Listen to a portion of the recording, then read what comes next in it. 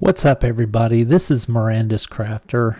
Today I'm going to be making a video about Call of Dragons, and I'm basically going to answer the question that a lot of people have been asking me here lately is, should I play this game or not? Well, if you watch till the end of the video, you're obviously going to hear me say yes, you should play this game, because just flat out awesome is what it is.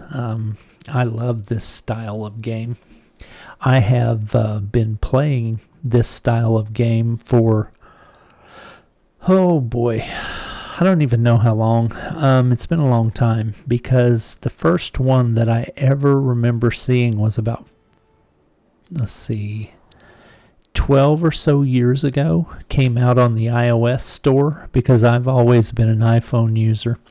So one of the first ones that I saw, and I can't even remember the name of it, it was this style of game, a city builder, and a time-to-base resource thing, a time-to-base build research thing, join an alliance, fight with your troops on the open field, that type of thing. It was one of the first ones in the genre. It was just a little bit before Game of War released, I think, and Game of War popped on the scene after a couple of these games kind of was trying to find their footing, and Game of War just kicked the door down and blew the genre wide open. I mean, if you've been in this space for a while, Game of War was kind of the one that just really got everybody that's interested in this style of game addicted to that gameplay. And then it basically opened up the field for a lot of these other companies to come in and make some of these games and be successful too. But Game of War was the real big one in the past that really kind of defined the genre and started it out. Obviously, most people that play in Call of Dragons, they talk about coming from Rise of Kingdoms. Rise of Kingdoms is another one that was huge and still is. I played that for a couple years. But I've been in this space for about 12-ish years or so. I wish I could remember the name of the first one I played, but doggone it, it's been so long, I can't even remember it. But I remember being totally addicted to it. I mean, I would set timers to get up in the middle of the night to reset my troop quos, reset my builds.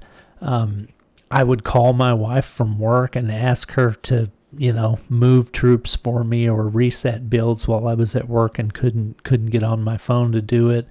I was totally addicted, and of course I was spending money like crazy, and I had to take a step back because it just grabbed me and consumed me to the point that I was about to get a divorce. I had like 6 accounts on multiple different phones, and I had actually went to places like GameStop to buy used iPhones so that I could make additional accounts, because at the time it was device specific for that game, so you only had one account per device. So yeah, needless to say, I was totally addicted. So that's kind of my history and why I think you should play this game. But I think you should play this game because this is the company that made Rise of Kingdoms.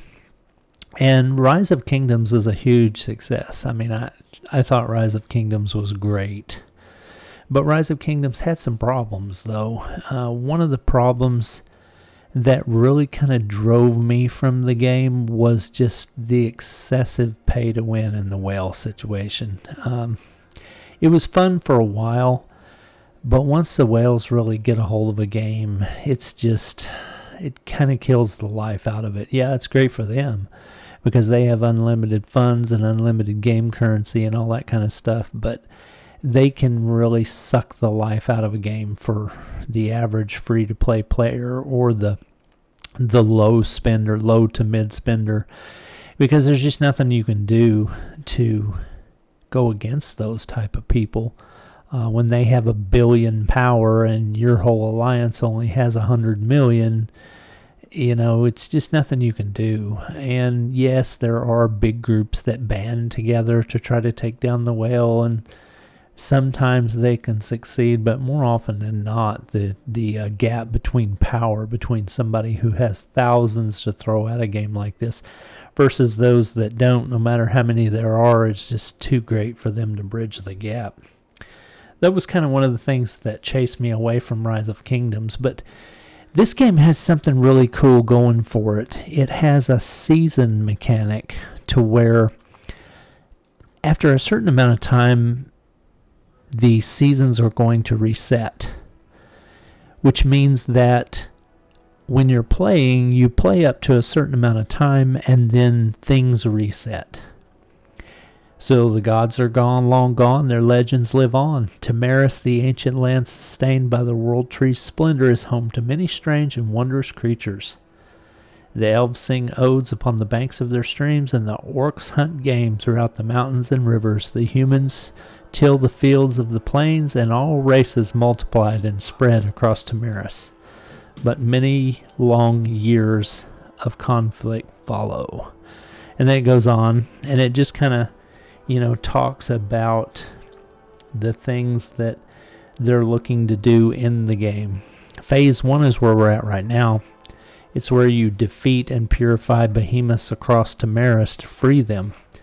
That's the first stage of what we're doing right now is beating the behemoths and trying to bring them under control of our guilds, our alliances, which is really cool. It's a new mechanic that I'm not used to because I've never played a game that had beasts like this that you could tame and control and use against your enemies in battles and all that.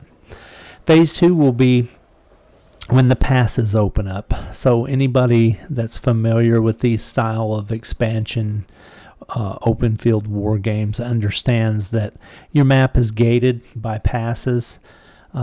As the game advances, different passes open up and you get access to higher level areas with better mines, better resource nodes, stronger enemies to fight. And that's, where the bigger players will migrate to, because usually in the centers of the maps or in the more powerful areas past the higher level gates is where the big time war will break out, and that's where the battles for control of the server and all that, whatever the mechanics of your game are, will usually start to take place. Phase 3 is where this is kind of different than most, is where you defeat the flame dragon who lies at the heart of the continent. Now that's going to be a one guild, one alliance can kill this thing type of event, and then it's over, and they'll get the notoriety of being the one that did that. And that's kind of like controlling the seat of power in other games type of thing, I feel. But yeah, it's really interesting. But the cool thing about this is it has a season reset mechanic. When the current season ends, the fight against the darkness will live on as you head towards a new realm. The following content from this season will be reset. Your hero levels will be reset.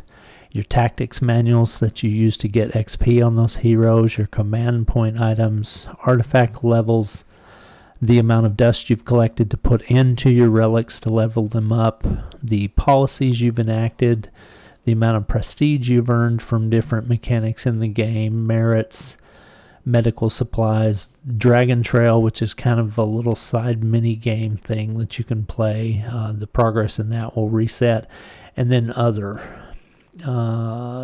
seasons alliances will be disbanded. So that's kind of interesting. That's new. When the season resets, the alliances will be disbanded.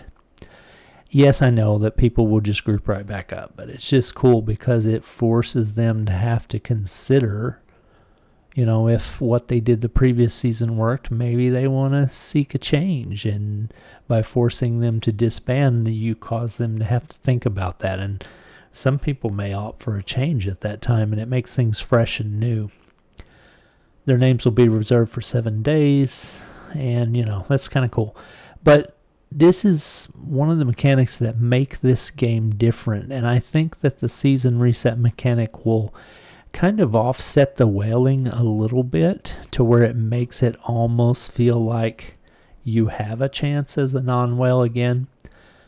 The people that are playing the game and that are grinding and that are working nonstop day and night, they have kind of a chance to get back in the game at this point. So it doesn't always just escalate to someone having 1 billion power and then can't be touched, because at the season end, things get reset and you kind of start over. So yeah, I don't really know how it applies to your city. I don't think that applies to your city because there are things that you have to do in your city that you have to pay money for to advance. So I doubt that your cities will be reset, but just the interesting fact that you're going to have to grind your heroes up, try different strategies with them the next time. You may decide that your skill tree that you chose last season didn't work so well and you want to try something different. So that's kind of a mechanic that forces you to think and change maybe. So yeah, it is really cool. Here you can see on the map some of the behemoths, they call them, that the different alliances control, and you can see how many they are. Right now we're just looking at bears, but there's giants, there's thunder rocks, and they go up in levels of power. Hydra, dire bears, necro giants, magma demons, and then this is the one and the only flame dragon, which you can see is in kind of a central area of the map, which everything through gated passes will flow through as people level up and go towards the center of the map, because this is the ultimate objective of the season, is to get this guy right here. So that's kind of neat. That's one reason why you may think about wanting to play this kind of a game. It's different in some ways, but the same in others. So if you like this kind of genre, you know, the city building, the resource management, the resource farming, the general leveling type thing, the open field battles, the alliance play, you know, the diplomacy and the stabbing you in the back, and the, you know, all the things that come in line with that are can be really fun. They can really suck you in, and that's why I think this is one that you ought to think about playing. I'm having a blast with it, and you know, I'm not gonna lie, I've spent some money on it so far because it makes it easy to get into and to feel like you've really accomplished something. So yeah, I think this one's a winner, and I'm going to put it on my top 5 list of games that I think you should play. And yeah, I just wanted to spend some time talking about it and seeing if I could get anybody else interested in this. Possibly play with us and make the map more alive with more people. You can see my alliance that I'm in right now. We're controlling quite a bit of territory. We're doing really good. So yeah, we like the game, and we hope you do too. So this is Mirandus Crafter, and I'm out. Thank you for your time.